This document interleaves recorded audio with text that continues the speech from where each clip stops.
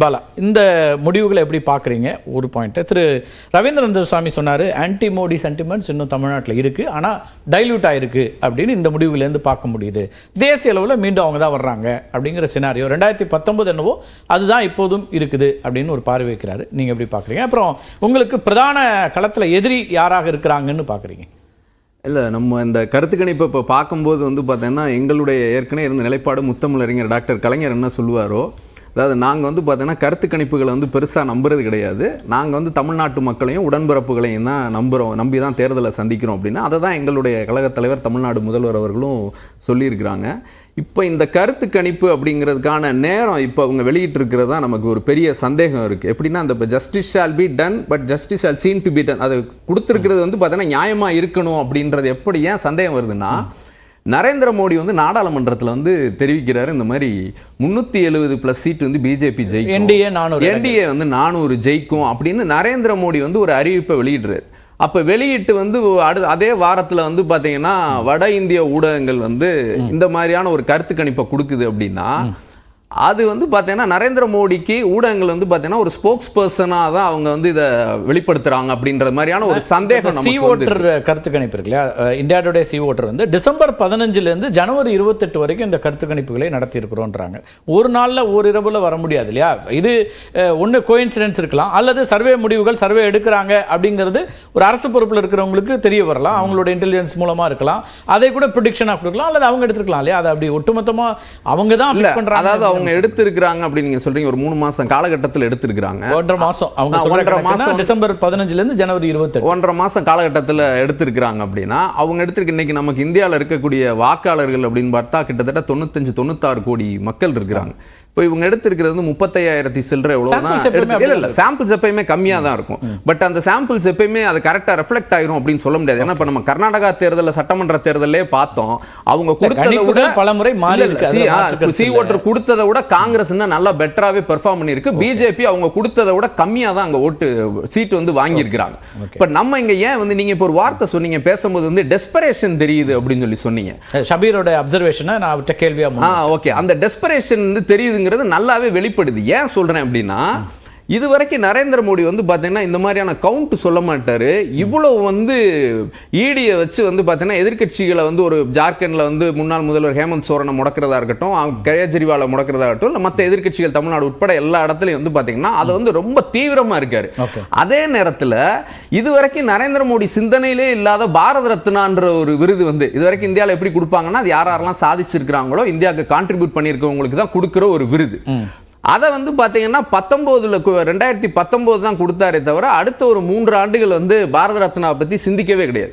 இன்னைக்கு பாரத ரத்னா பார்த்தீங்கன்னா கூட்டணிக்கு சீட்டு ஒதுக்கி கொடுக்கறது மாதிரி, உத்தரப்பிரதேசில் ஜெயந்த் சௌத்ரி யார் ராஷ்ட்ரிய லோக்தள் வர்றாங்க அப்படின்றதுக்காக சரண் சிங்க்கும், பீகாரில் நிதிஷ்குமாரை சாட்டிஸ்ஃபை பண்ணுன்றக்கா கர்பூரி தாக்கூருக்கும், இப்போ அவங்க ஆந்திரா தெலுங்கானாவில் ஏதாச்சும் வாய்ப்பு இருக்குமான்னு தூண்டில் போடுறது மாதிரி நரசிம்மராவ் கொடுத்துருக்குறாங்க.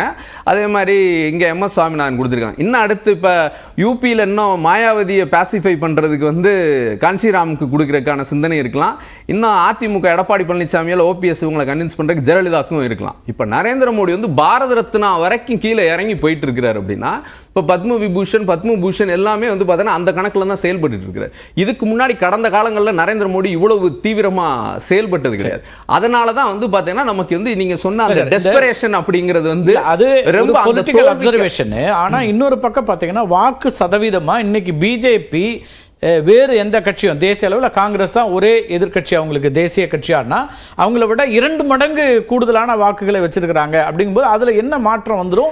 அது கம்ஃபர்டான ஒரு ஜோனாக தானே அவங்களுக்கு இருக்குது. நீங்கள் தென் மாநிலங்களில் அவங்களுடைய வெற்றி சதவீதம் குறையுது, நீங்கள் தமிழ்நாட்டில் இடமே இல்லை, கேரளாவில் இடமே கிடையாது அப்படின்னு ப்ரொடிக்ஷன்ஸ் வர்றது நடைமுறையிலேயே சாத்தியப்படலாம். கர்நாடகாவில் கொஞ்சம் ரீகெயின் பண்ணுவாங்க, இதெல்லாம் சொல்கிறாங்க. சரி, தென் மாநிலங்களில் மொத்தமாகவே 30 இடம் தானாலும் கூட இந்தி பேசக்கூடிய இந்த கோர் பெல்ட்டில் அவங்களுக்கு இன்னும் கூடுதல் இடங்கள் தானே வருது. உத்தரப்பிரதேசம் உட்பட போன தேர்தலை விட கூடுதலாக வரும்ன்ற கணிப்புகள் வரும்போது அவங்க இன்னும் கம்ஃபர்ட்டாக தானே இருக்கிறாங்க. இல்லை, அதாவது நீங்கள் அங்கே தான் நம்ம என்னன்னா, இப்போ உத்தரப்பிரதேசத்தில் 80ல் 62 போன எலெக்ஷன் ஜெயிச்சு, இந்த முறை 77 வரைக்கும். அதை தான் நான் சொல்கிறேன். இப்போ யூபியில் 80 சீட்டோ, பீகாரில் ஒரு 40 சீட்டோ, மகாராஷ்டிராவில் 48, வெஸ்ட் பெங்காலுங்கிறதுல ஒரு 40 சீட்டுனா இதுல வந்து அவங்க சேச்சுரேஷன் லெவலில் ரீச் ஆயிட்டாங்க. ஆல்மோஸ்ட் 62 இங்க, அங்க வந்து பீகார்ல வந்து 40க்கு 39 எடுத்திருக்காங்க, மகாராஷ்டிரால வந்து 48க்கு 41 எடுத்துட்டாங்க. ஸோ அங்க எல்லாமே சேச்சுரேட்டட். இவங்க கால்குலேஷன் வந்து பாத்தீங்கன்னா பீகார்ல வந்து அவ்வளவு சீட்டு வாங்கின வாய்ப்பே கிடையாது. ஏன்னா நிதிஷ்குமார் இல்ல நிதிஷ்குமாருக்கான நம்பகத்தன்மை அதை வச்சு தான் நான் சொல்றேன். நிதிஷ்குமார் இந்த சைடு இருந்தாருன்னா கூட அது ஒரு ஈக்குவலிங் ஃபோர்ஸா தான் இருந்திருக்குமே தவிர, நிதிஷ்குமாரோட இந்த இன்கன்சிஸ்டன்சினால தான் வந்து பாத்தீங்கன்னா அங்க இன்னும் ஒஸ்ட் ஆகும்.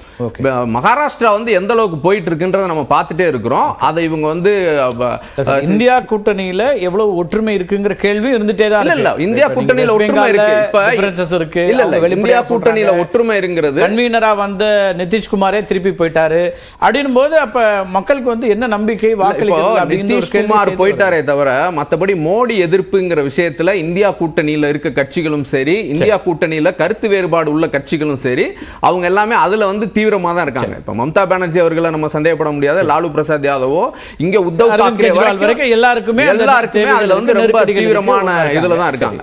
அதனால நான் என்ன சொல்றேன்னா, உத்தரப்பிரதேஷ், பீகார், வெஸ்ட் பெங்கால், மகாராஷ்டிரால கண்டிப்பா இவங்க கொடுக்கிற ப்ரெடிக்ஷன் வரவே வராது. நீங்க எழுதிக்கங்க, திரும்ப மறுபடியான எப்போ நம்ம விவாதத்துல கூட அது தமிழ்நாட்டுல வருமா? இல்ல தமிழ்நாடு வந்து பாத்தீங்கன்னா, அதாவது எப்படின்னா ஒரு பொய்யை வந்து ஃபுல்லா சொன்னோம்னா நம்ப முடியாது, அதுல கொஞ்சம் உண்மை கலந்து சொல்லணும்ன்றதுக்காக அந்த சதுரங்க வேட்ட படத்துல சொல்ற மாதிரி தமிழ்நாடு மட்டும் இவ்வளவு சீட்டு வரும்னு சொல்லிருக்காங்க. அதுல இல்ல தமிழ்நாடு, கேரளா கண்டிப்பா பாஜக ஜெயிக்காது. அதுல நமக்கு இன்னும் சந்தேகம் என்னன்னா, தமிழ்நாட்டில் வந்து 20% பாஜகவுக்கு வந்து என்ன அடிப்படையில் கொடுத்திருக்காங்க? பாஜக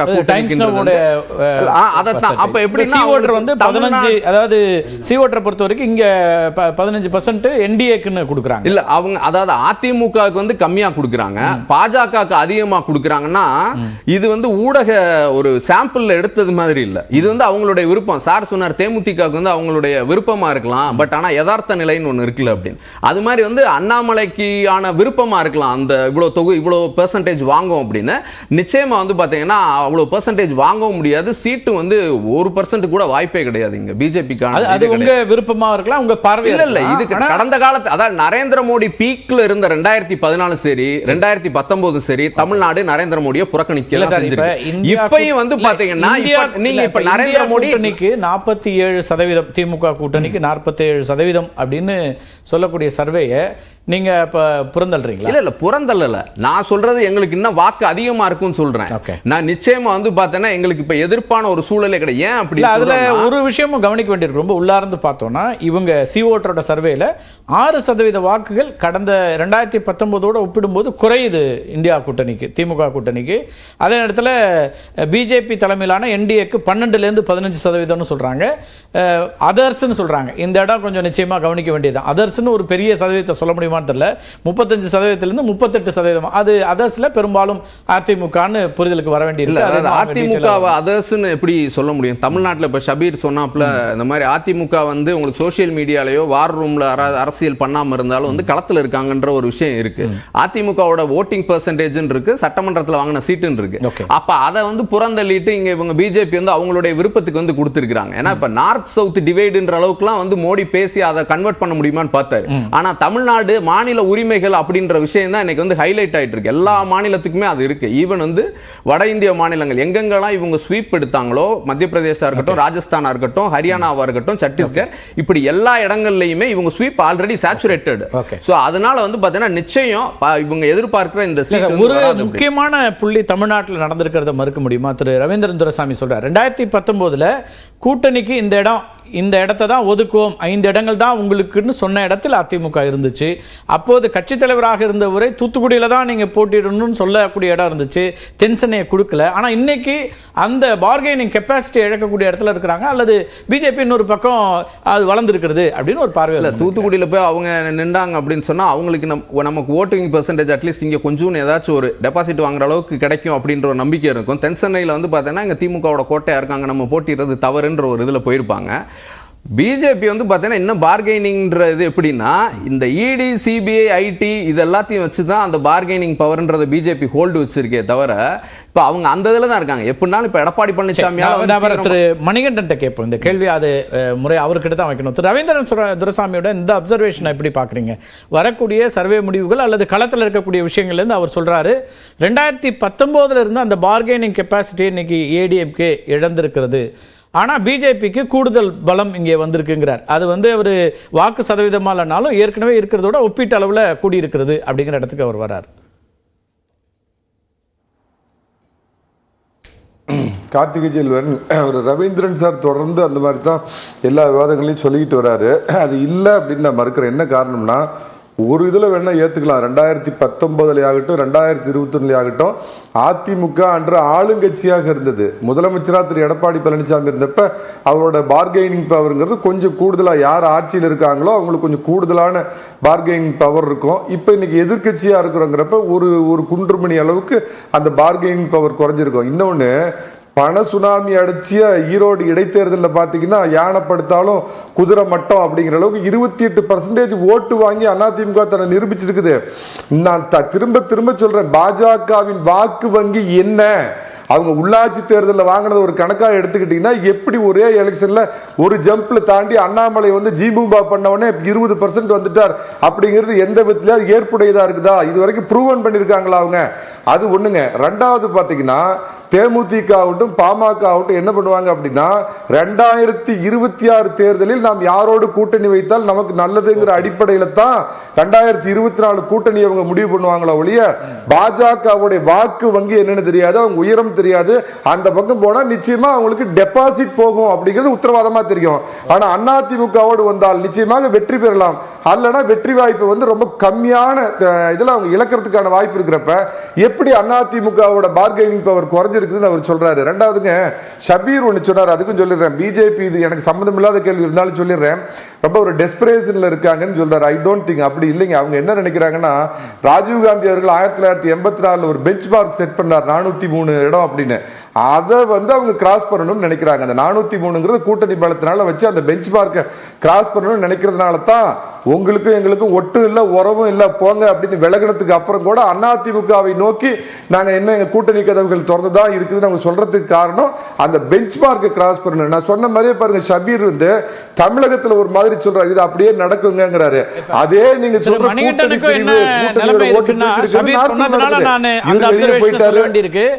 மத்தியில பிரதமர் மோடி தான் 404 இடங்கள் தான், தமிழ்நாட்டில் அதிமுகவுக்கு தான் உறுதியான நல்ல ஒரு கட்டமைப்பு இருக்கு அப்படின்னு ரெண்டையுமே சொல்ல வேண்டிய ஒரு இடம் இருக்கு. அப்படி புரிஞ்சுக்கலாமா அதை?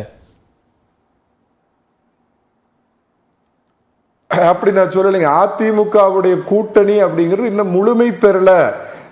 அது வந்து முழுமை பெற்று இதுதான் அதிமுக கூட்டணி பாருங்க, திமுகவோட கூட்டணியோட கம்பேர் பண்ணி பாருங்க அப்படிங்கிற ஒரு வாதம் நீங்க வச்சீங்கன்னா நீங்க சொல்றது ஏற்புடையதா இருக்கும். இன்னும் தேமுதிகவோ இல்லது பாமகவோ மற்ற கட்சிகளோ ஒரு எந்த விதத்திலேயாவது நாங்க பாஜகவோட போறோம் அப்படின்னு அவங்க முடிவெடுத்துட்டாங்களா? அப்படி இல்லாதப்ப நீங்க எப்படி அனைத்து அதிமுக இவ்வளவுதான் ஓட்டு வாங்க உங்களால அனுமானிக்க அவங்க சொல்றாங்கன்னா, கூட்டணிக்கு அழைப்பு விடுத்து மெகா கூட்டணிக்காக நாங்கள் இருக்கிறோம், சிறுபான்மை மக்களோடு இருக்கிறோம் அப்படின்னு எஸ்டிபிஐ கூட்டத்தில் கலந்துக்கிறதுல தொடங்கி எல்லாம் செய்த பிறகும் இன்னமும் பாமகவோ தேமுதிகவோ அல்லது திரு ஜி கே வாசன் அவர்களுக்கு ராஜ்யசபா இடத்தையும் அதிமுக தான் கொடுத்துச்சு. ஆனாலும் அவர்களும் கூட இன்னைக்கு வரைக்கும் எந்த ஒரு கிளீன் ஒரு இண்டிகேஷனும் கொடுக்காம தானே இருக்கிறாங்க. அதை சுட்டி காட்டுறாங்க. அப்ப அந்த இடம் தான் அதிமுகவுக்கு ஒரு சவாலா மாறி இருக்கிறது அப்படிங்கிறாரு.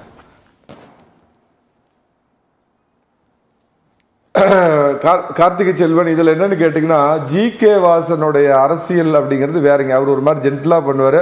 அவருடைய உள்ளூர் விருப்பம் இன்னமும் என்ன அப்படின்னு பார்த்தீங்கன்னா, ஏதோ ஒரு விதத்துல பாஜகவையும் அதிமுகவையும் கூட்டணியில கொண்டு வந்து சேர்த்தணும் அப்படிங்கிறது அவர் விருப்பம். அதனால இன்னும் அறிவிக்காம இருக்கிறாருன்னு நான் கருதுறேங்க.